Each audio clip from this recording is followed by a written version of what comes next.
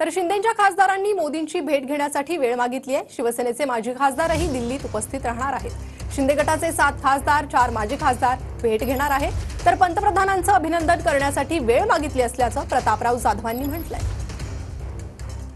मुख्यमंत्री एकनाथ शिंदे हे जर पुन्हा मुख्यमंत्री राहायचे असेल तर शिवसैनिकांची तुमची भावना काय असेल? तुम्ही केंद्रात मंत्री आहात, तुम्ही पंतप्रधानांच्या भेटीची खासदारांनी वेळ सुद्धा मागितल्याची माहिती मिळते, तुम्ही पंतप्रधानांना भेटणार आहात?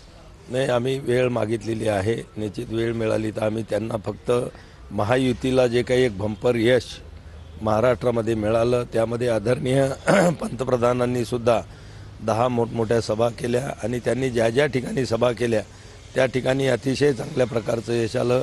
त्याचबरोबर अमित शहाजींनी सुद्धा मोठ्या प्रमाणामध्ये सभा घेतल्या, त्याही ठिकाणी महायुतीला चांगलं यश आलं आणि म्हणून महाराष्ट्राच्या वतीनं शिवसेना पक्षाच्या वतीनं आम्ही त्यांना धन्यवाद देण्यासाठी आणि त्यांचे आभार व्यक्त करण्यासाठीची आजची वेळ मागितलेली आहे। पंतप्रधानांकडे जरी गेलात तरी तुम्ही मुख्यमंत्री पदावरती चर्चा करणार नाहीत, फक्त अभिनंदन करण्यासाठी? बस नुसतं अभिनंदन आणि त्यांचे आभार व्यक्त करण्यासाठीच आम्ही त्या ठिकाणी आज त्यांची वेळ मागितलेली। दिल्लीतून देवेंद्र फडणवीसांच्या नावावरती शिक्कामोर्तब झाल्याची माहिती आहे।